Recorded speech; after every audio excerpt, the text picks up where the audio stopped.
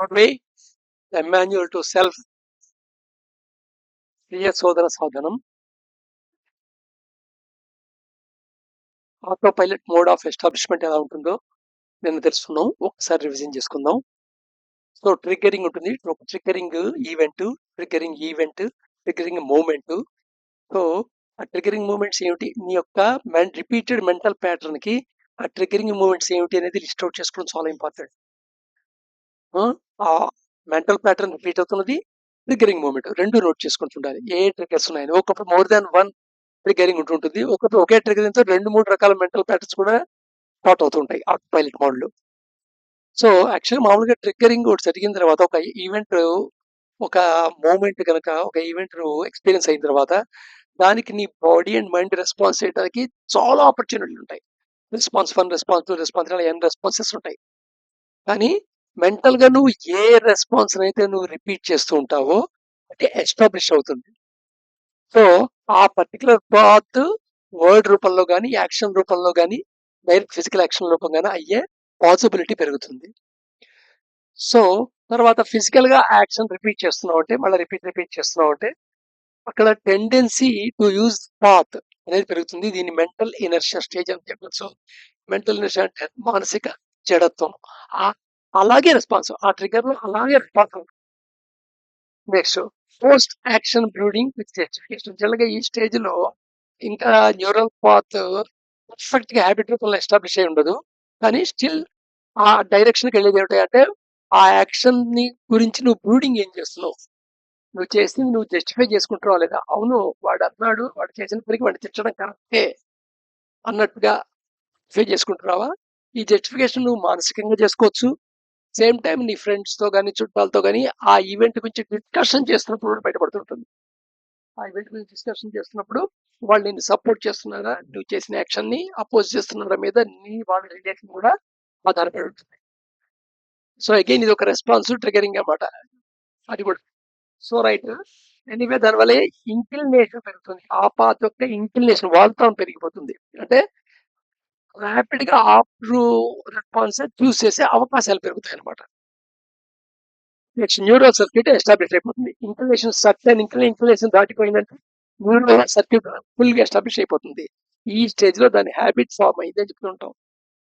ఇక్కడ habit strength అయిపోతుంది. ఎంతవరకు స్ట్రెంత్ అయిపోతుంది అంటే ఈవెన్ హ్యాబిట్ దగ్గర చాయిస్ అనేది మెంటల్ లెవెల్లో ఉంటుంది, చేద్దామా అనే థాట్ లెవెల్లో ఉంటుంది.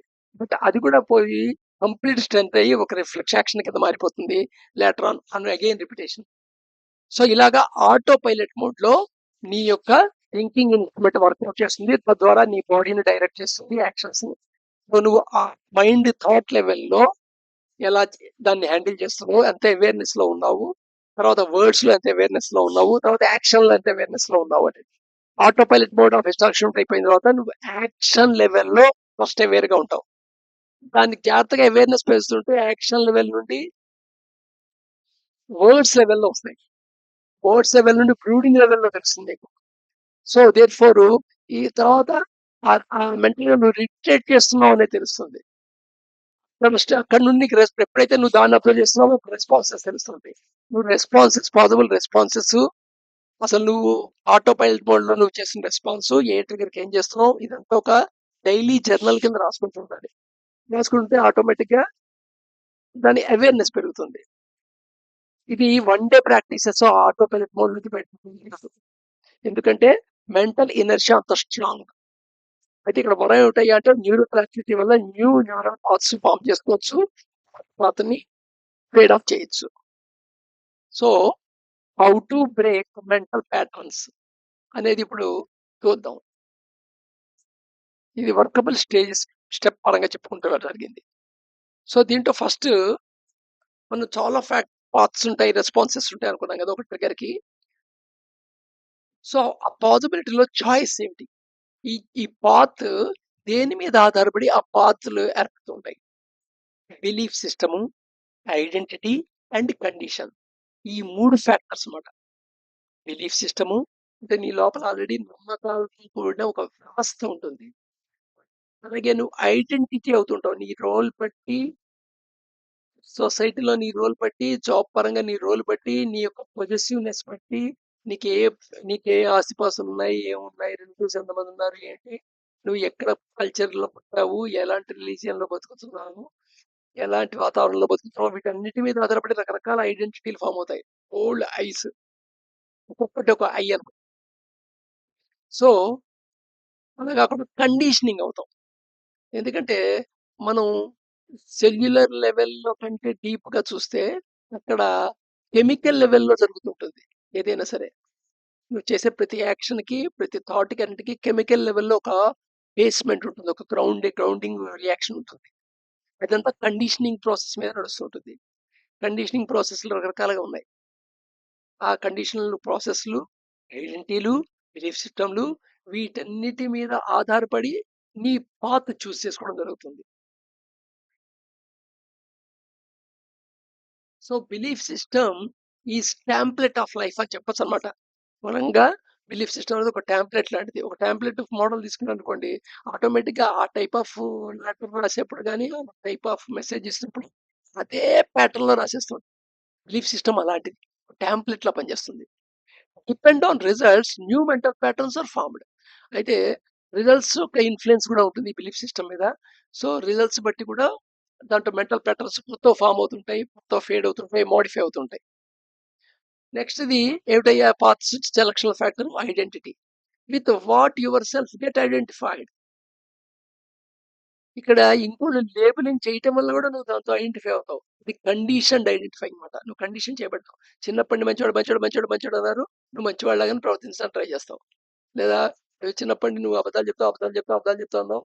సో, అప్పుడు నువ్వు అబద్ధాలు చెప్తావు అనేది ఒక సాధారణ లక్షణం కింద నీ ఐడెంటిటీ కింద పూసుకుంటావు. అబద్ధం చెప్పకపోతే నువ్వేదో కోల్పోయినట్టు ఫీల్ అవుతావు అనమాట. సో, ఐడెంటిటీ అనేది with what your self get identified అనేది. Next conditions. రకరకాల కండిషన్స్ ఉన్నాయి. సో, దాంట్లో సైకాలజిస్టులు చాలా బిహేవియర్ సైకాలజిస్టులు చాలా కండిషన్స్ గురించి ఎక్స్పెరిమెంట్స్ చేసి చెప్పారు. దాంట్లో పావలో కండిషను ఇది వెరీ ఫేమస్. సామాన్యంగా గంట కొడితే ఎవరికీ నోరు ఊరదు. తిండికి అదేం మెంటల్‌గా మనిషిని శారీరకంగా ప్రిపేర్ చేయదు. బట్ కానీ అన్నం ముందు బెల్ కొట్టి, తర్వాత అన్నం పెట్టి, బెల్ కొట్టి, అన్నం పెట్టి, బెల్ కొట్టి, అన్నం పెట్టి ఇలా చేస్తుంటే కొన్నాళ్ళకి ఏమవుతుందంటే బెల్ కొట్టంగానే నువ్వు అన్నం తినడానికి కూడా రెడీ అయిపోతావు. ఎందుకంటే bell followed by food serving అని మెంటల్‌గా, ఫిజికల్‌గా. ఈ కండిషన్ పావలో కండిషన్ అంటారు. అంటే సంబంధం లేని విషయానికి ఆ సంబంధం అన్నమాట. నిజంగా ఆ స్టిములీకి అది రెస్పాన్స్ కాదు. కానీ ఆ రెస్పాన్స్ దానికయిపోతుంది. నెక్స్ట్ అలాగే ఆహ్, స్కిన్నర్ ఆహ్, స సిన్నర్ అని రాశానిక్కడ. కానీ స్కిన్నర్ కే కే ఉండాలి స్కిన్నర్. సో, స్కిన్నర్ అనే సైకాలజిస్ట్ ఆహ్, రిజల్ట్ మీద ఆధారపడి ఉంటుంది. కండిషన్ అవుతుంది అన్నాడు. అలాగే రిజల్ట్ మీదే ఆధారపడుతుంది. సామాన్యంగా నువ్వు అనుకున్నట్టు రిజల్ట్ వచ్చింది. అది ఆ విధంగా ఆ పనిని అలాగే చేయడానికి ప్రయత్నం చేస్తావు. ఇంకో రకంగా మార్చడానికి ఇష్టం ఉండవు. అలాగే ఇలా చేస్తే పని జరగలేదంటే ఆ విధానాన్ని మార్చ అడాప్ట్ చేయడానికి ఇష్టపడదు. సో, రిజల్ట్ మీద ప్రవర్తన రావటం. వెండూర అంటే ఏంటంటే, ఇది సమాజం చుట్టుపక్కల ఉండే సమాజం నిన్నెలా కండిషన్ చేస్తుందో చెప్పేది వెండూర. సో, ఎదురుగుండా ఏం జరుగుతుందో చూసి అది నేర్చుకుంటావు. ఆల్‌మోస్ట్ ఆల్ మనం మన ఇంట్లో వాళ్ళందరి అలవాట్లన్నీ మనం నేర్చుకొని ఉంటాం. అన్‌కండిషనల్‌గా నేర్చుకుంటాం ఇవన్నీ. వెండూర అంటారిది. అలా సిలిగ్యూడ్ కండిషన్ అంటే ఇది కూడా ఒక రకంగా వెండూర లాంటిదే. బట్ ఏంటంటే ఆహ్, ఎదురుగుండా వాళ్ళు జంప్ చేయలేకపోతే అది ఆ హద్దులు నువ్వు కూడా జంప్ చేయలేను అని కండిషన్ అయిపోతావన్నమాట. అలాగే quantitative work relation with time ఇది ఒక ఆహ్, ఇంపార్టెంట్‌గా లోపల ఫార్మ్ అవుతుంది ఒక కండిషన్ ఇది. ఏమిటి అంటే తక్కువ టైంలో ఎక్కువ చేసేయగలను అనుకునే కాన్ఫిడెన్సు. అలాగే స్పాన్ ఆఫ్ టైమ్ ఎక్కువ తీసుకుంటే మంచి క్వాంటమ్ ఆఫ్ వర్క్ అవుతుందనే విషయం చాలా నెగ్లెక్ట్‌గా వదిలేయటం. రోజు కొంచెం, కొంచెం, కొంచెం చేస్తుంటే చాలా పెద్ద పని అయిపోతుంది. ఇప్పుడు ఫర్ ఎగ్జాంపుల్ దగ్గర దగ్గర 250 వీడియోలు ఈ డోర్‌వేలో అప్‌లోడ్ చేయడం జరిగింది. ఇది వన్ డే షెడ్యూల్ కాదు. వన్ డేలో జరగల. దగ్గర దగ్గర 1 ఇయర్ వర్క్ ఇది. ఇప్పుడు తీసుకుంటే టోటల్ ఎన్ని నిమిషాల వీడియోలున్నాయిరా అంటే దగ్గర దగ్గర almost all 5000 minutes videos form అయ్యాయి. కానీ మనం క్వాంటిటీ వర్క్ అలా రిలేషన్ విత్ టైమ్ ఏమని చేసుకుంటాం అంటే టైంలో ఇది ఎక్కువ చేసేయగలం అని ప్లాన్‌లేస్తుంటాం. ఇది చిన్న పిల్లలు ఇప్పుడు పరీక్షల ప్రిపరేషన్ చాలా బాగా పడుతుంది. ఎంతుంది పరీక్షలకి? జస్ట్ ఎంత నెల రోజుల టైం ఉందా?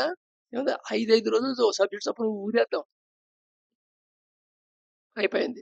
15 రోజులు వచ్చాక మళ్ళీ గుర్తొస్తుంది పరీక్ష. 15 రోజులు ఉంది కదా! 3 రోజుల్లో ఒక సబ్జెక్ట్ చొప్పున చదివేద్దాం మొత్తం. 6 రోజులో, 5 రోజుల్లో పరీక్ష ముందు. రోజుకు ఒక్క రోజు ఒక సబ్జెక్ట్ చొప్పున అవగొట్టేద్దాం. అసలు పాసిబిలిటీ ఉందా? సో, అక్కడ ఏంటంటే తక్కువ టైంలో ఎక్కువ చేయగలను అనే ఒక లోపల ఉండే ఒక కండిషన్ మాట. ఇది ఎంబోడెడ్ కండిషన్ కింద ఫార్మ్ అవుతుంటుంది with reference to time. So, ఈ కండిషన్స్, బిలీఫ్ సిస్టమ్, ఐడెంటిటీస్ వీటన్నిటి వల్ల మనకి ఒక రెస్పాన్స్ చూసింగ్ అనే సిస్టమ్ ఫార్మ్ అవుతుంది. ఫస్ట్ ఇనిషియల్ రెస్పాన్స్ వీటి యొక్క ఇన్‌ఫ్లుయెన్స్‌తో జరుగుతుంది. తర్వాత అది రిపిటేషన్ అవ్వటం వల్ల హాబిట్ కింద మారుతుంది.